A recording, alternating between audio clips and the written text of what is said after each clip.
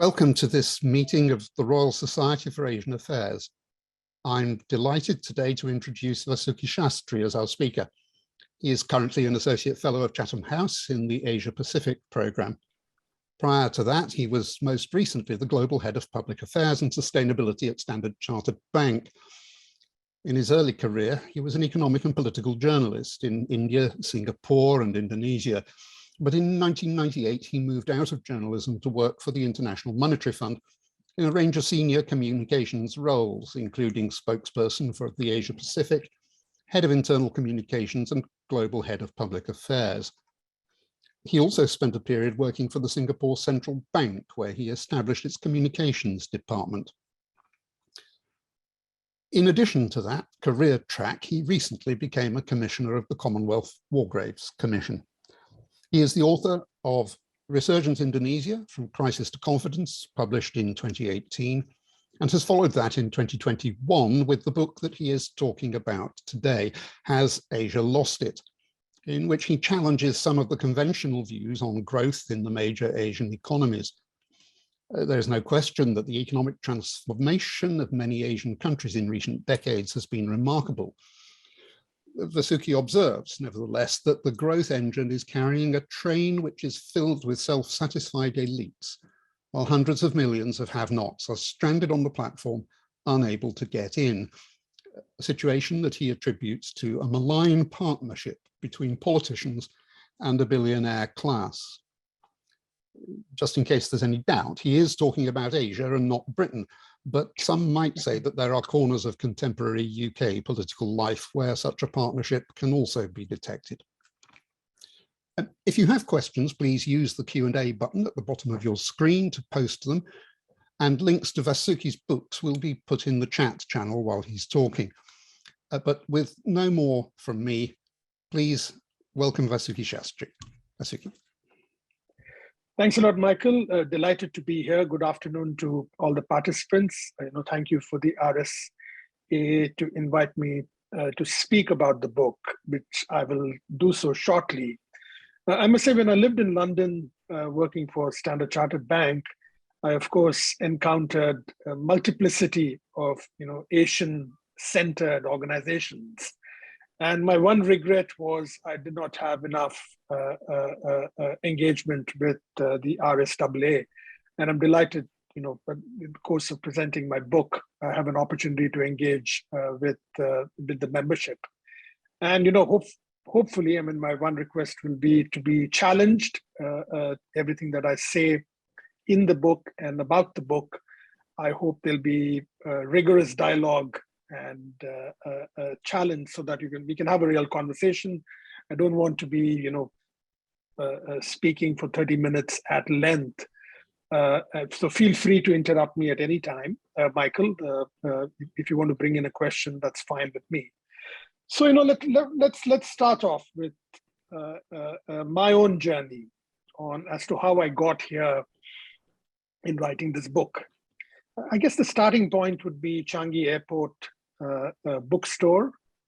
And, in the period probably before the pandemic, any bookstore you visited in Asia during the course of a business trip, there was an entire shelf load of books on, 21st century in Asia, Asia shining, Asia rising. And this really, typified for me this massive elite capture that was taking place.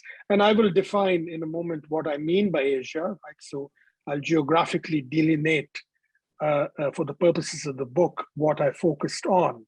But for the moment, any bookstore in Asia is, groaning under these titles about how wonderful the region is. And I was living a dual reality at that time. I was obviously working for an international bank.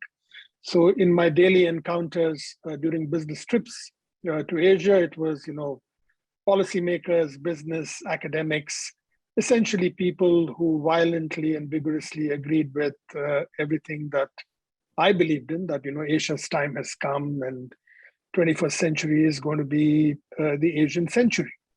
And this, has become a matter of faith.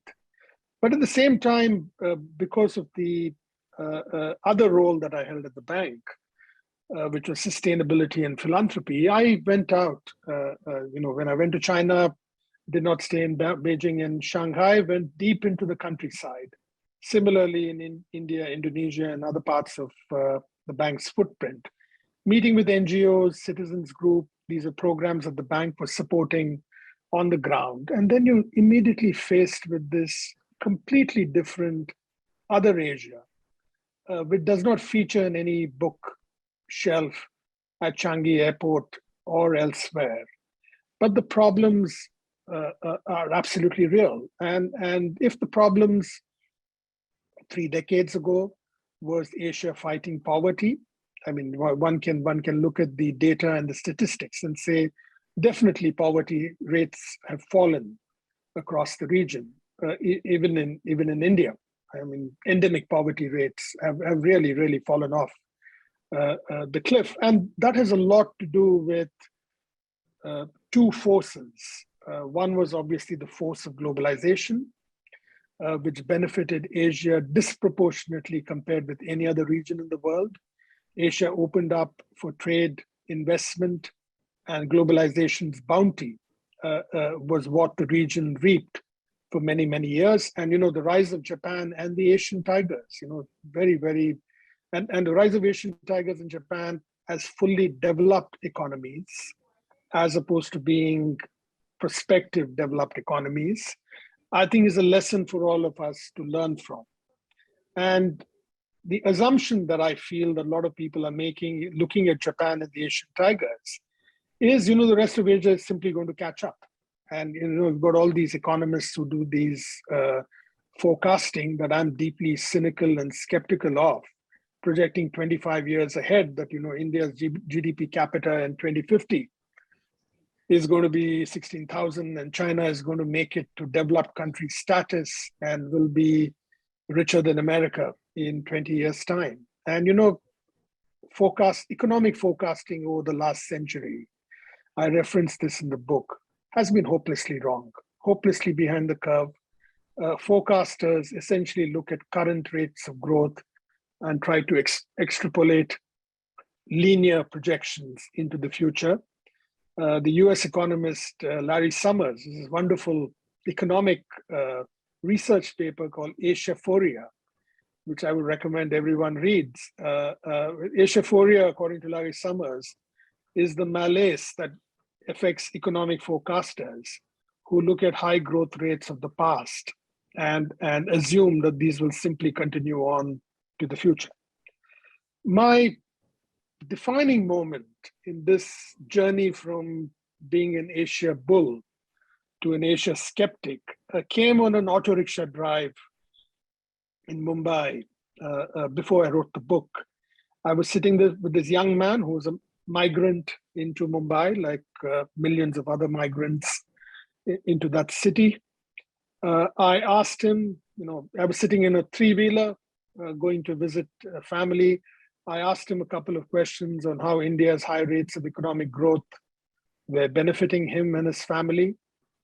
And the pushback that I got from him was, startling, really remarkable young man who essentially, in the course of this 25-minute auto rickshaw journey, completely demolished all of my thinking about what high rates of economic growth, we all believe in trickle-down economics, which has now been thankfully completely rejected as economic practice.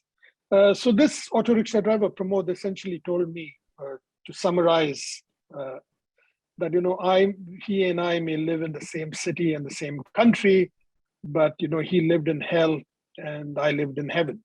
So this duality was what really interested me in writing this book, because on one hand, you've got all of these stockbroking firm, investment bank reports, which I receive, and I'm sure you receive by the dozen, which is, always bullish about Asia, always unrealistic about the region's economic, political, and social fortunes. And then you've got reports which don't receive any attention at all. Who has read the Modern Slavery Index, where Asia's performance is just horrific in terms of modern slavery practices in developed and developing Asia, I might add. Who reads the UN Human Development Index, which I would say is a more important document than either the IMF or the World Bank's semi-annual economic growth forecasts, because the Human Development Index lists developing Asia performs worse than Latin America on many of these social indicators, which should be a sober reminder. And finally, Transparency International. If you assume Asia has become rich and prosperous, if you look at other developed parts of the world, I mean, even if you look at Japan, that usually leads to institutionalization of the mechanisms of government, greater transparency, and you know, a reduction in corruption as a result. But you know, Asia's Transparency International record, corruption is way off the charts. Again, compared with other regions in the world. So what do I mean by Asia's corruption is off the charts? You know, what's my definition of Asia? I mean, I define it so, I know RSAA members are also experts in Central Asia. I am not, right? So the book is really about, I would say, India and parts east. I divide the region into two blocks, the developed part, which is Japan and the Asian tigers.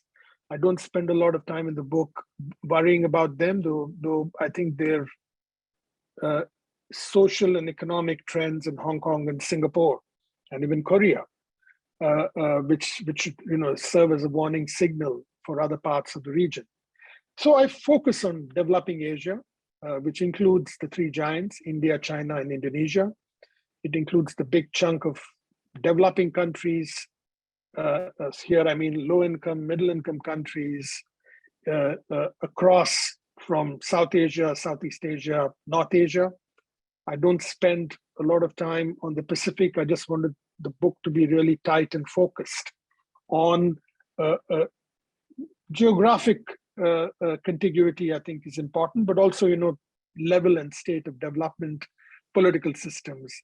So this region, you know, includes, as I mentioned, China, it includes India. You know, all of us tend to place China in a different category as a country that has already arrived. My argument is China may be on its way, but has tremendous obstacles it is going to face in its journey to fully developed status. And we can talk about this. I'll unpack all of this in a minute. So I needed a framework in order to, the point that Pramod made, me living in heaven, he living in hell. Being a fan of the Italian philosopher and poet Dante, I essentially frame developing Asia's problems as 8 circles of hell.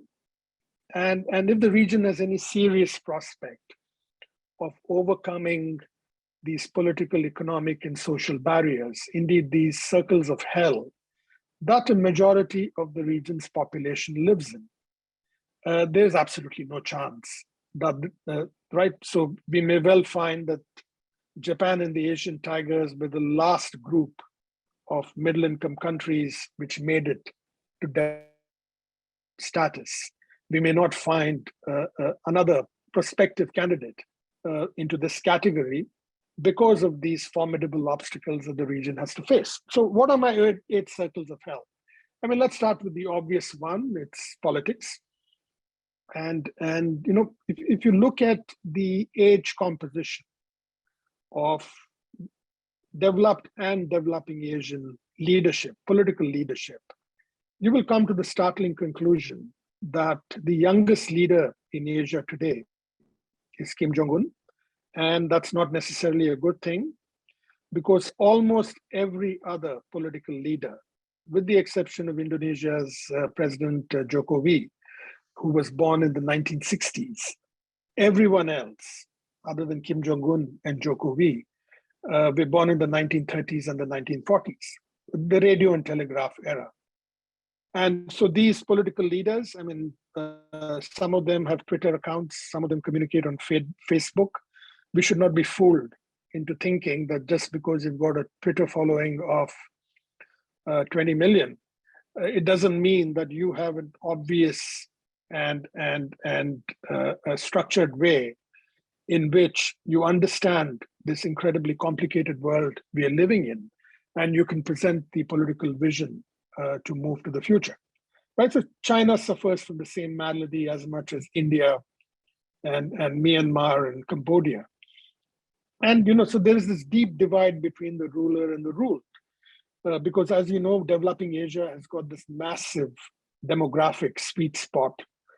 This sweet spot manifests itself in India and Indonesia, but there are other parts of Asia which are also well positioned demographically. China, of course, is aging very, very rapidly and may become an aging society well before it becomes rich.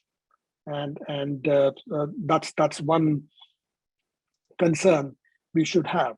So the question that I pose in the book is, why did it take Jack Ma, who was only 31 years old when he started Alibaba? And is there a parallel in the political world? Can you be 31 years old in politics anywhere in developing Asia today and rise to the top? And the answer is, probably not, because you've got dynastic strains of politics. You also have, for example, in China, that you can never rise to the top if you have not served at least two terms at the provincial level as party secretary and at least one term possibly in cabinet.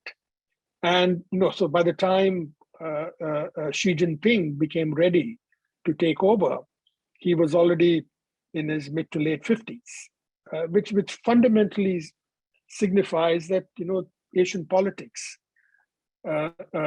is for old people, and this older generation, however conscious, committed they might be, are not necessarily the best place to understand the world that we live in, the world that may be deglobalizing,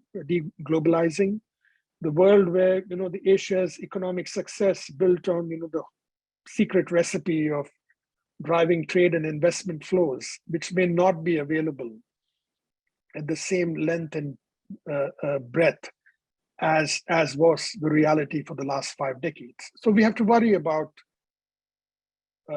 Asian politics. My second circle of hell is on social mobility, right? I belong to a generation in India and in Asia where it was quite possible for my generation to think that with better education, our economic prospects would be much more favorable compared with our parents' generation. I don't think in anywhere in developing Asia, including in China, one can make this assertion today. The social mobility data that you see from the World Bank and other sources shows that the rise of the middle class, which is again a catchy advertising and marketing slogan. There isn't a single Asian conference where people spout favorable stuff about the rise of the Asian middle class. But again, the data, if you look at the income parameters that you need to follow, I discussed this at length in the book, what you come up is a creamy layer of middle class, absolutely in many parts of developing Asia. Then you've got this aspirational lower middle class who kind of are stuck in trying to rise up the income ladder and the social ladder. And it was possible to posit even 20 years ago that this big segment of lower middle class would have easily made it to the next rung because there were better jobs available, because the fruits of economic growth were being equitably distributed across the region. And if you look at, if you examine the protests in Hong Kong, if you examine the protests in Thailand, in Myanmar after the coup, and including most recently what we have seen in India over the past 2 or 3 weeks, what is beginning to happen is a university education is no guarantee of a ticket for social mobility. And the reason why the national security bill in Hong Kong, I'm sure, agitated many, many people, but two reasons why we have to look deeper into the source of angst amongst young people in Hong Kong. First is the completely inequitous land sale system, which essentially fosters this unholy alliance between the billionaire property developers and the government, very anxious to build its revenue from land sales at the expense of building affordable housing for a majority of the population. In Thailand, you've got different reasons why young people took to the streets 2-3 years ago, before the pandemic, agitating against the king. Again, it is job opportunity. In China today, if you look at the numbers and compare them again with India, there's probably striking convergence in the fact that the vast majority of young people are simply unable to find. It's not jobs with a living wage. It really is jobs that help them rise up the economic ladder. So that mobility engine seems to be stalling in many parts of developing Asia. And there's interesting research coming from America, for example. There's this academic who I reference in the book, who looked at the even in developed Europe. So if you looked at UK and the US, the amount of university graduates, say in the 2005 to 2020 period. So this is the period that intersected with the global financial crisis, and essentially said that much of Brexit, much of the angst that young people feel in Europe and the US can be attributed to the shock of the global financial crisis, where economic opportunity was a lagging indicator. It took a much longer time to come back. I also focus in the book on what I describe as urban cowboys and urban cowgirls. These are the literally hundreds of millions of internal and external migrants that you find across Asia today, who are really working in very difficult conditions. Social legislation has not caught up. So employers are able to keep maids in Hong Kong, Singapore, other parts of Asia, keep working with only nominal days off. They're essentially there at the crack of dawn and until they go to sleep. And so the Global Slavery Index, which I referenced earlier, has got some fascinating data, very, very troubling data on what would constitute modern slavery practices across Asia. And you see this, I've done some work, palm oil plantations, for example, in Indonesia, which uses a lot of, and in Malaysia, uses a lot of migrant labor. The working conditions, the terms of contract. There isn't government oversight anymore in looking at legislation in order to improve conditions on the ground. As a result of this, you've got this mass population. If you put all the migrant populations together, they would probably be Asia's third largest nation after India, China. And this group is potentially a social time bomb waiting to explode. And many of you may recall the protests in Singapore amongst migrant labor. This is way before the pandemic. I know you had some activity during the pandemic itself, which really signifies that if you're not able to offer some semblance of a safety net, then this group is going to be a serious source of instability for the region. And linked with all of this, my fourth circle of hell is Asia's billionaire class. Now, I'm a capitalist like everyone else, so I'm not making any kind of ideological predictions or ideological analysis. But Asia's billionaire class is a problem. I mean, you can't have a developing part of the world. So Asia has got the largest single segment of billionaires anywhere else in the world, 778 when I last checked Forbes. So on one level, it's easy to become a billionaire in Asia compared with a lower middle class person finding opportunities to rise in social mobility. So there's something fundamentally wrong with this picture. And if you look across the region, there are typologies of rent extraction of this billionaire class. You don't necessarily have to be in property and construction to extract rents. You can be in the technology, you can be in e-commerce, you can be in infrastructure, and of course in financial services. And when the billionaire class and the political class are aligned, it's not clear that the common man benefits. It's absolutely not clear that the interests of the vast segments of the population is necessarily aligned, because these two groups have decided that they're going to collaborate and cohabitate at the expense of the rest.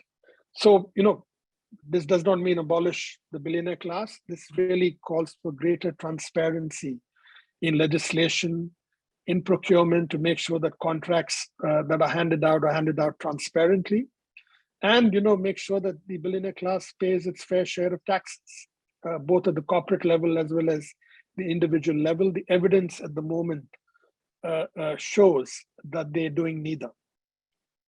I talk in my next circle of hell about environmental destruction, and this is an obvious one.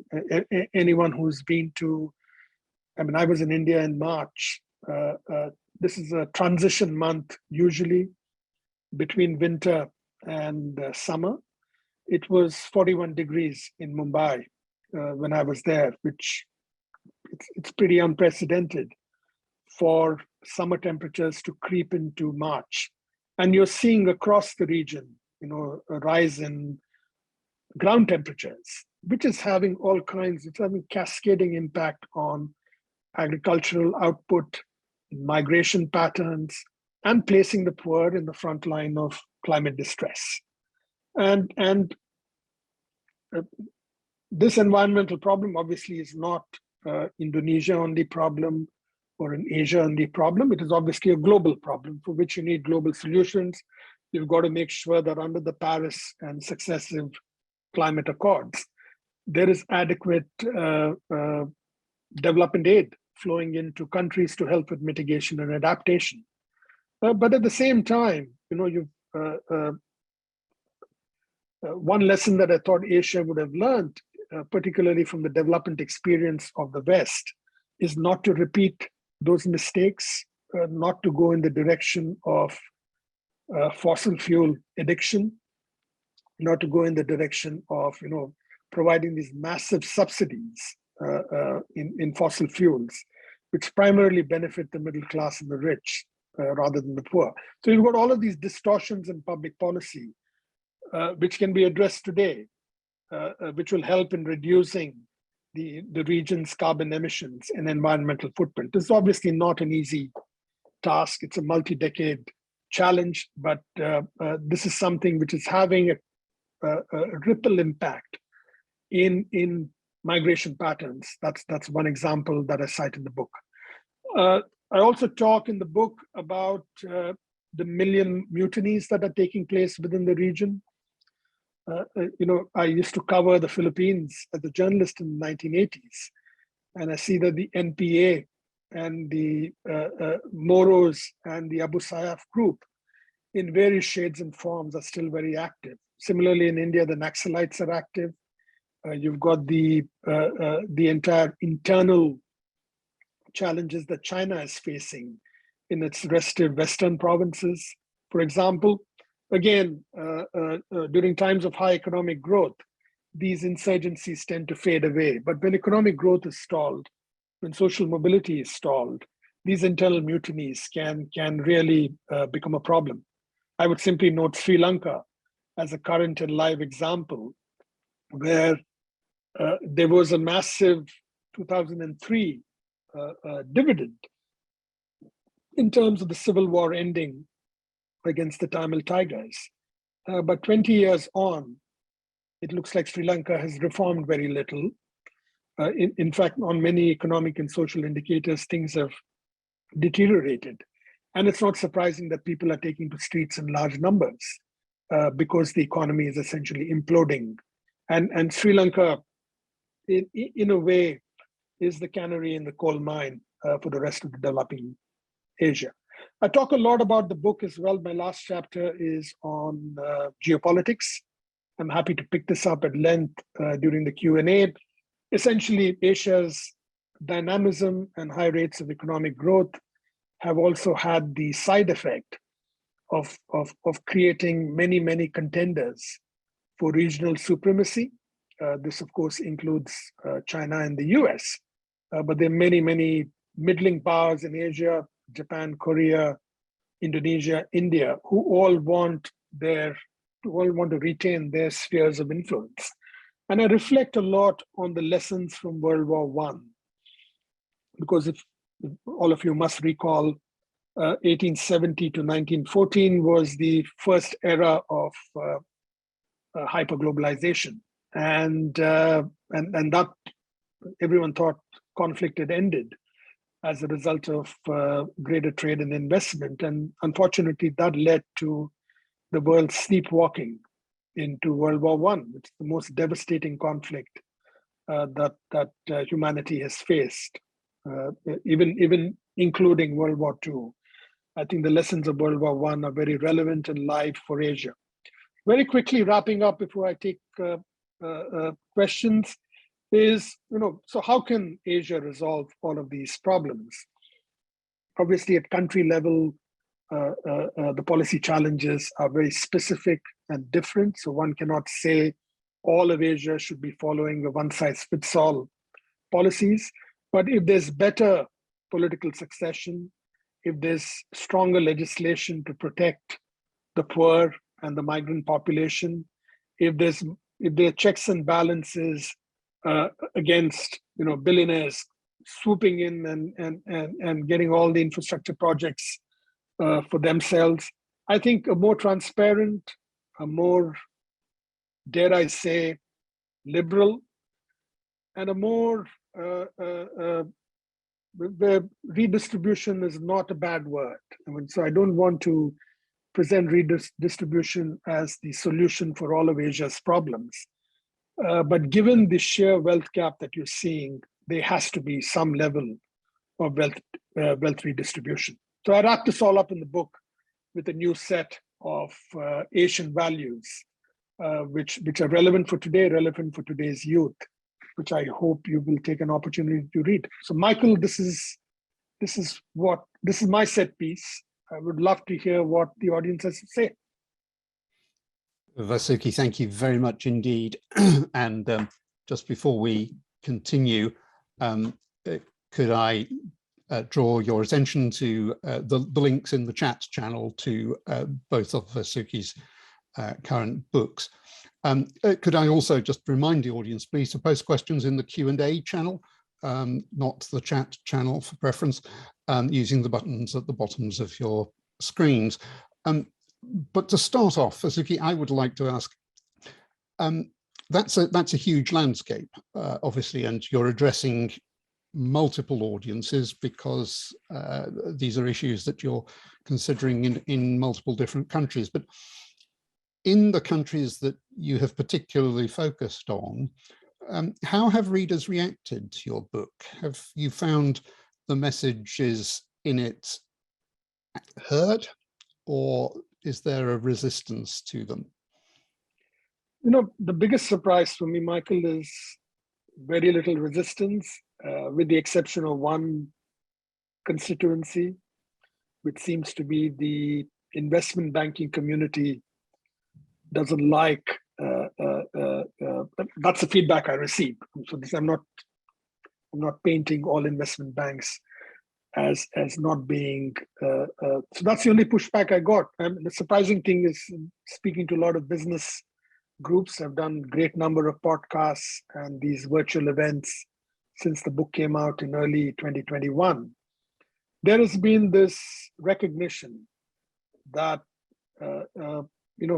and one must be very careful in focusing on growth, because growth is absolutely a prerequisite for governments to be able to build roads and build social infrastructure. So I'm not rubbishing growth.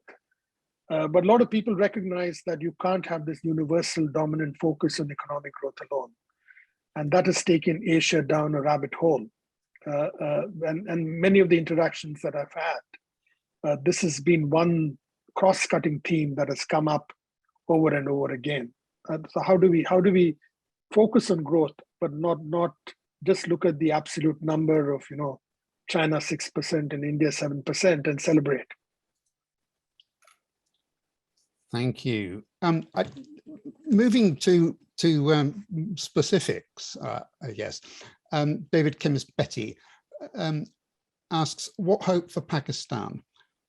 Currently in economic crisis, in debt to China, with dynastic politics under military influence and looming problems of booming youth unemployment, power, water, climate and agricultural crisis, and the growth of extremism. Surely, if it goes badly wrong, there are serious implications for the region as a whole. Well, to be fair to Pakistan, if we had had this event 20 years ago, these probably would be the same set. I mean, the China debt is a new phenomenon. These would probably be the same set of concerns. And I worked, I can't say extensively, but for a 3-year period, I worked very, very at the IMF on Pakistan. So I recognize many of the issues, for example, on power subsidies that has not been effectively resolved in the last 20 years. And Pakistan is and Sri Lanka is probably in the same category of countries which are repeated users of international assistance, including from the IMF, but have simply not been able to peel away, right? So if you look at India, India famously imploded in 1991 economically. And there was this massive economic reform program that the government introduced. And, India has hundreds of problems, but going to the IMF is certainly not on the horizon anytime soon, because India has built its economic defenses.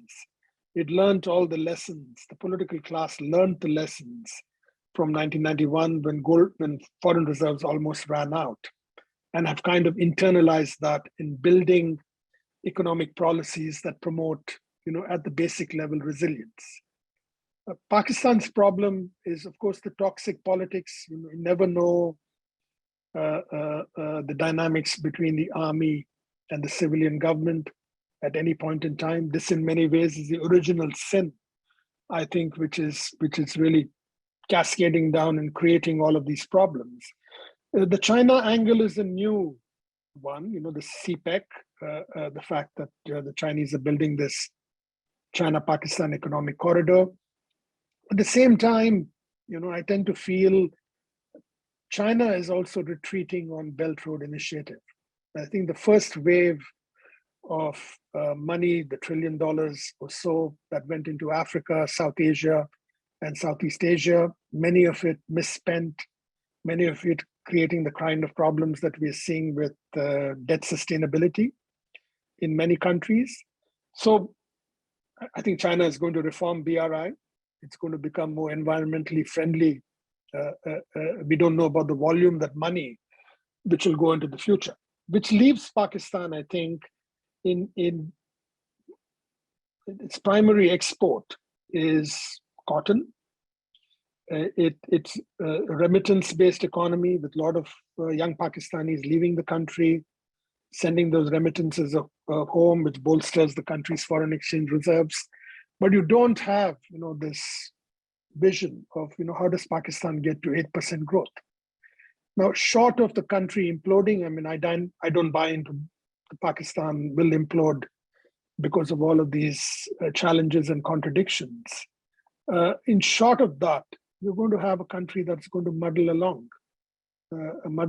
where population growth is going to be higher than GDP growth.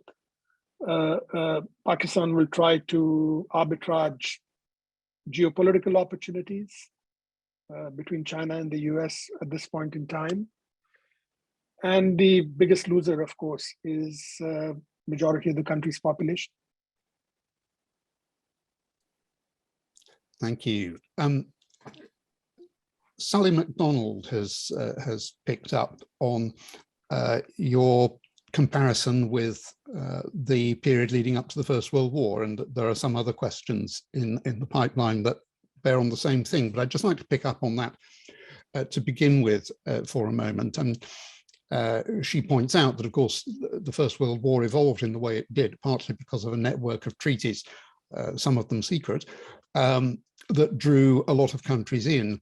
The experience in Asia has been rather different, and the Southeast Asia Treaty Organization never really got anywhere. And it's certainly the case that ASEAN has not been able to do much for the people of Myanmar when the latest coup happened. But she notes that Jokowi has tried to address social impacts of globalization, as have the governments in Taiwan, Korea, Myanmar to an extent. What else would you like to see them do? Yeah, I mean, putting aside the First World War question aside, I mean, I think there's an interesting dynamic there on what exactly are countries committing to when they sign on to in the Indo-Pacific Economic Framework, for example, which the US unveiled a few weeks ago. What are the understandings of the Quad countries when it comes to regional security? And in turn, many Southeast Asian countries have economic partnership agreements, the RCEP with China, that obviously does not impinge on national security. So the game that is going to unfold, in my view, in Asian geopolitics and the end result is going to be decoupling. We should not kid ourselves that when the US asserts that it wants a set of digital standards amongst like-minded countries, what the US is actually saying is it wants to build up a group of allies in Asia who will be in opposition to China on the issue of digital standards. But as we all know, these things don't tend to stay contained in one area, right? So the World War I parallel I see is these unintended consequences that will lead to this, putting majority of Asian countries in this impossible situation of having to choose between China and the US in a putative conflict, which hopefully will never happen. On social, I think we should talk about Vietnam, which I address at some length in the book. Vietnam and Indonesia are fascinating examples. When I lived in Jakarta in the 1990s, there used to be these delegations of Vietnamese business, Vietnamese policymakers coming to Indonesia to learn how Indonesia does it, how is Indonesia sustained economic growth for a long period of time. I wish more Indonesian policymakers and business types now show up in Vietnam, because Vietnam has really shown that it's possible to invest in education, in health, in public health, and that's been evident during the pandemic, and the vocational education focus has really created this group of technical talent that multinationals really seem to like.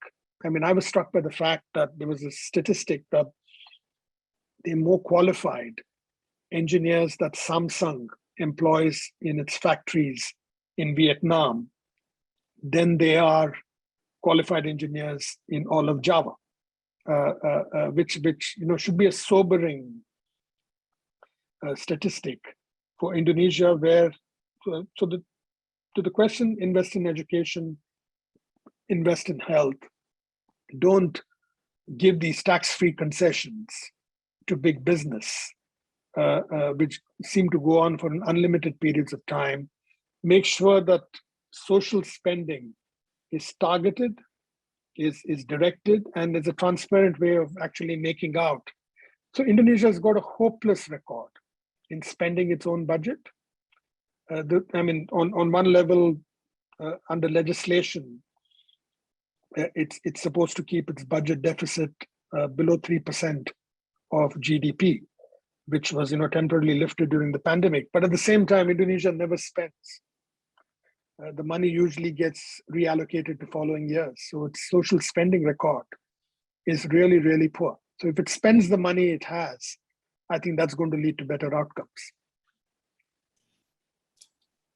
Well, sticking with that for a moment, one of our viewers notes, compared with other regions, Asia has the fastest growing and most dynamic economies.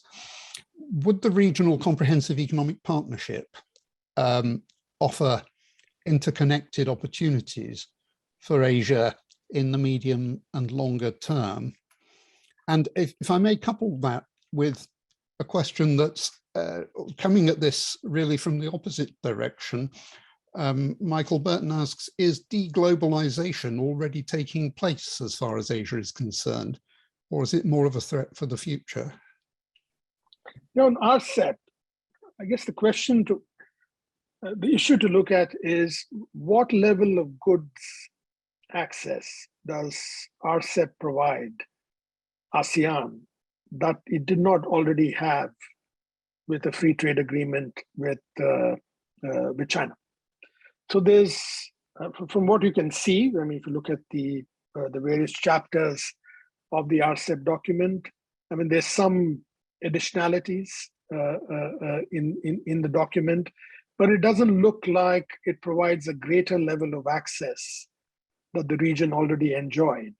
But if you frame this in geopolitical terms, this is a very, very impressive bid by China to essentially, and the fact that China now wants to join the CPTPP, where it has publicly expressed interest, is a fascinating geopolitical game. I mean, I don't see China actually becoming a member of CPTPP, but China is essentially signaling that it is open for trade and investment, even at a time when the numbers from the US and Europe into Asia, in comparison, are rather dismal, right? So can the US and Europe, particularly the US, up its game in terms of renegotiating and getting back to the CPTPP? We know the answer to that. The answer is no, which is why the US has launched this Indo-Pacific economic framework, which includes a lot of new, these are not clauses, it's not a traditional free trade agreement. This is commitments by the signatory governments that they're going to subscribe to open digital standards, that there's going to be greater focus on environmental, social, and labor protections and standards, which is what the US wanted in the original TPP, but it walked away. So how do you get these 21st century governance mechanisms into existing free trade agreements, at least the regional ones? RCEP is completely silent on this, understandably, because China is front and center. So I don't see, in terms of additionality, I don't see much scope. But the fascinating thing that is happening is the reordering of supply chains, which will, I think, over a period of time, have a profound impact.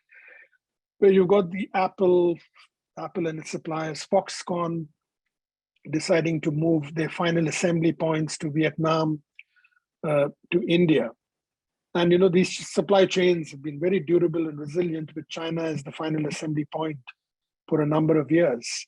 It is going to be messy when they get reconfigured, because you have long-term relationships. Relationships have to be initiated all over again.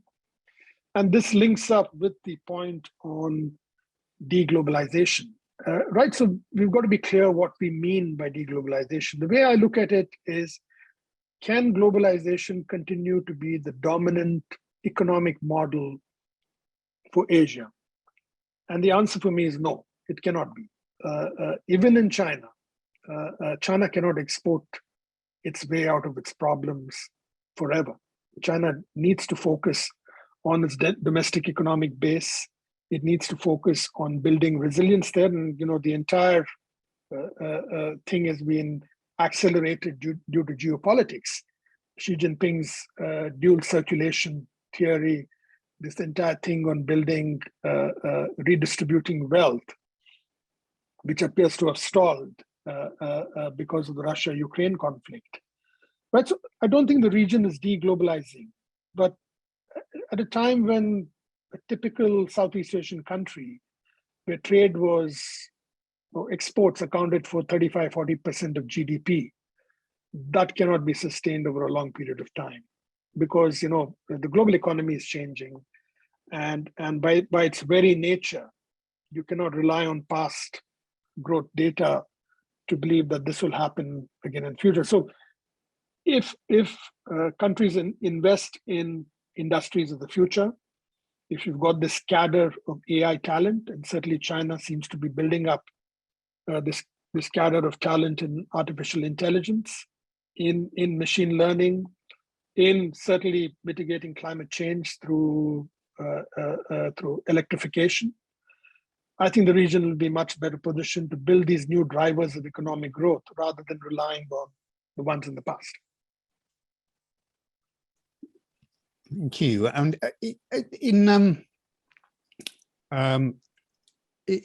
sticking with that general theme for a moment, Mark Moody Stewart notes that perhaps in the past there's been a tendency to think about Asia, at least from a Western perspective, to think about Asia as a single entity, and perhaps to an extent, your analysis does that too. But which major country in Asia, he asks, do you think has the best chance of breaking out of the collective mass? And what would be the differentiating factors? Would they be political, economic, other? How do you see that? Yeah, I think it's a sad commentary on democracy that Asian democracies have performed so poorly, both during the course of the pandemic. And the lesson there is, do you need to go to a dictatorship in order to get superior technocratic governance?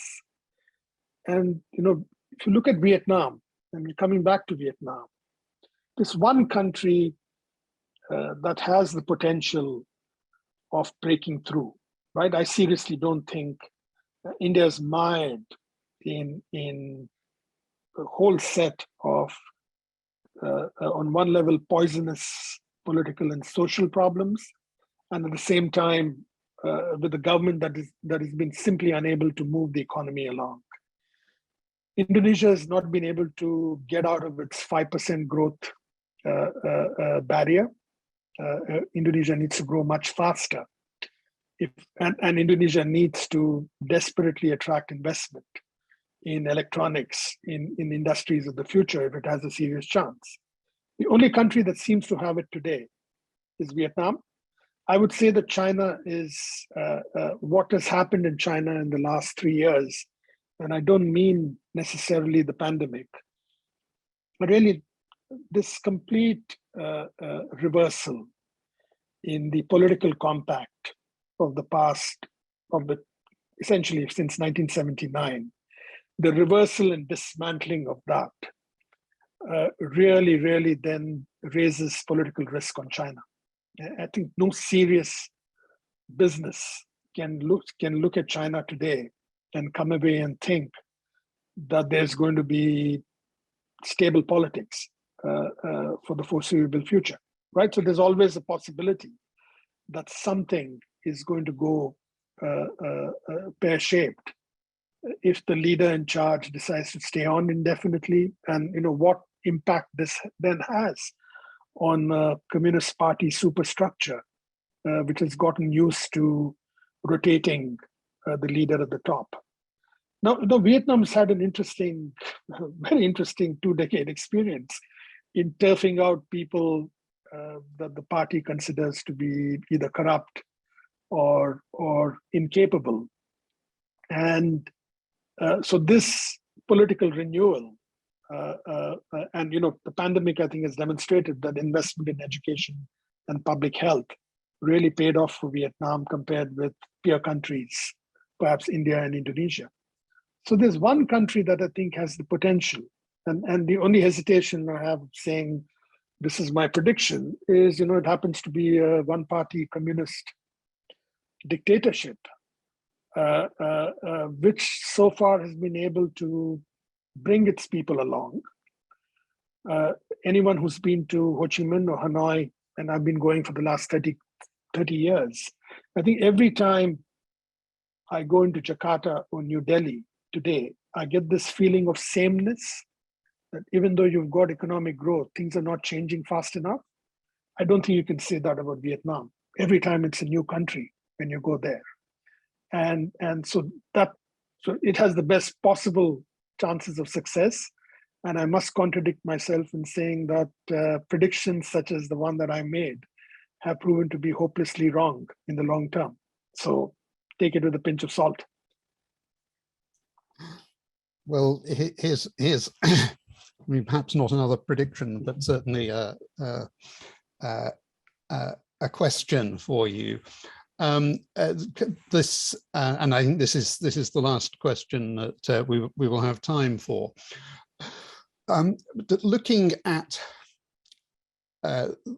particularly the state of democracy in many Asian countries that you were just talking about, is this an area where greater attention, greater interest in change from European countries, the United States, other Western countries, could have made a difference or would make a difference now? Or is that altogether too risky a thing to try? I mean, I think Hong Kong is a good example where protesters, the young protesters, openly advocated and aspired for, even though I have not seen any great follow-up questions to the proposition, would you be better off under Chris Patton, hypothetically, than you are under Xi Jinping's thumb, right? I think the greatest setback to the cause of democracy, not only in Asia, but worldwide, has been the US, the polarization in the US over the past 5 years, this dysfunction and these are not protests. I mean, what happened on January 6th in Washington, DC was a political coup, to put it politely.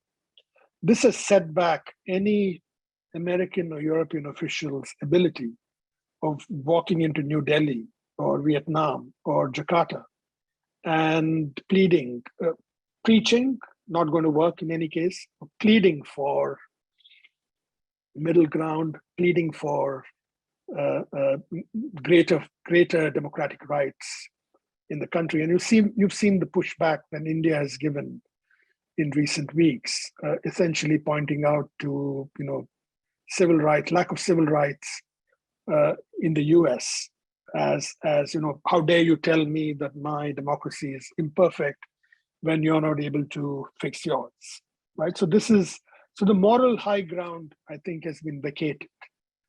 With one major, I think, opportunity, and that really is, how do you engage with the youth?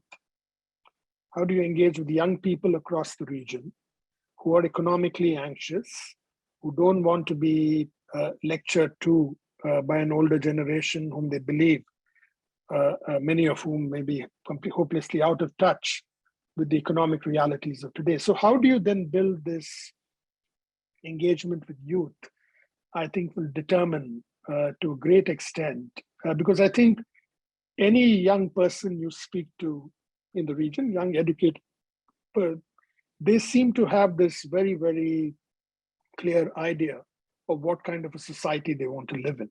It may not be a parliament, an elected parliament, but it all moves in the direction of we want to be heard before policies are set.